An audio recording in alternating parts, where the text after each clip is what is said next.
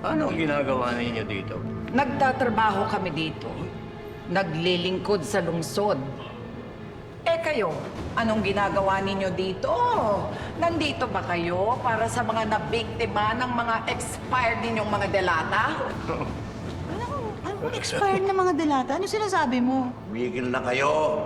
Alam naman na kayo, supplier ng mga relief packs na yan. Sanhin ang kinamatay.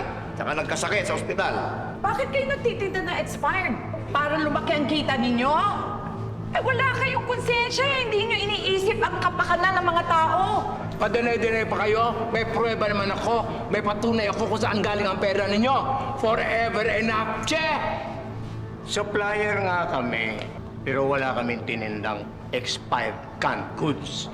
Maayos yung mga paninda namin. Eh paano niyo ipapaliwanag yung mga namatay? Ano, isisisi niyo pa sa mga namatay? Ay talagang katulad kayo ng mga girero, hindi kayo marunong umamin sa kasalanan niyo. Bintang ka ng bintang, wala naman kaming kasalanan. At hindi mo kami makukonsensya dahil alam namin sa mga puso namin na wala kaming ginawang mali. Puso! Wala kayong puso! Mga mamamatay tao kayo, mga martyrs kayo! Pwede kayong kasuhan sa ginagawa niyo, ha? At kakasuhan namin kayo! Nasa palengke ba tayo, ha? Nasa palengke ba tayo? Ikaw, Jackie, andito na po kami.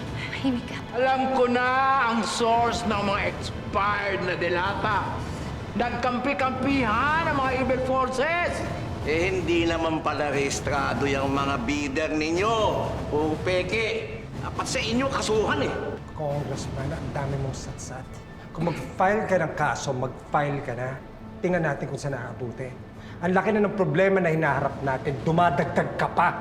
Kayo ang magulo at alam niyo ang pinagsimulan nito. Hoy! Ikaw wala kang respeto. Mayor ang kausap mo.